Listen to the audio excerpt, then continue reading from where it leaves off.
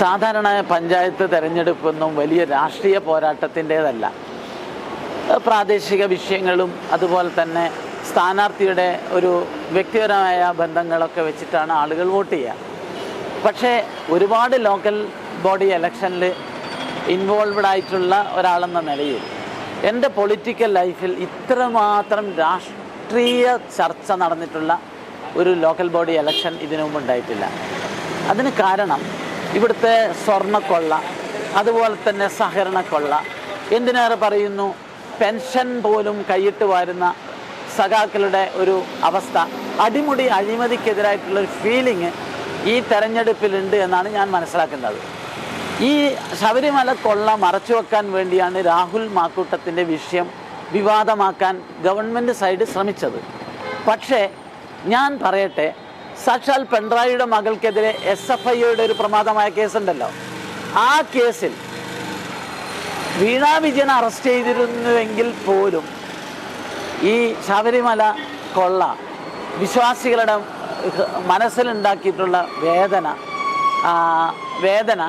അത് മറച്ചു വെക്കാൻ സാധിക്കില്ല.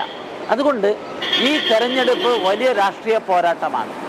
ഈ തെരഞ്ഞെടുപ്പിലെ ഏറ്റവും പ്രധാനപ്പെട്ട ഒരു വികസന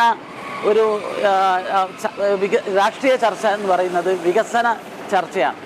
വികസിത കേരളം എന്ന ആശയമാണ് രാജീവ് ചന്ദ്രശേഖരൻ്റെ നേതൃത്വത്തിലുള്ള ടീം മുന്നോട്ട് വെച്ചത്. അത് വലിയ ഗുണം ചെയ്തു എന്ന് പറഞ്ഞാൽ ജനങ്ങൾ മുഴുവൻ വികസനത്തിൻ്റെ ആളുകളായി മാറി.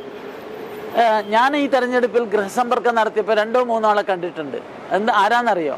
അതായത് പിന്നെ റോഡിൽ 2 വീലറിൽ പോകുമ്പം പരിക്കേറ്റവരെ കണ്ടിട്ടുണ്ട്. അത്രമാത്രം ദയനീയമാണ്. ഈ കണ്ണൂർ കോർപ്പറേഷനെ കുറിച്ച് പറയുകയാണെങ്കിൽ ഞാൻ പറയുന്നു, ഈ തെരഞ്ഞെടുപ്പ് ഫലം 13-ാം തീയതി വരുമ്പോൾ കേരളം മാത്രമല്ല ഇന്ത്യ മുഴുവൻ ശ്രദ്ധിക്കുന്ന ഒരു തകർപ്പൻ വിജയം ഇവിടെ ഭാരതീയ ജനതാ പാർട്ടി നേടും, യാതൊരു സംശയമില്ല.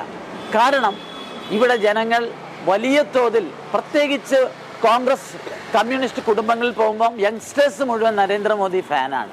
നമുക്കറിയാം, ശശി തരൂർ നരേന്ദ്രമോദി ഫാൻസ് അസോസിയേഷൻ്റെ ഇൻ്റർനാഷണൽ പ്രസിഡൻ്റായ കാലത്താണ് നമ്മൾ ജീവിക്കുന്നത്.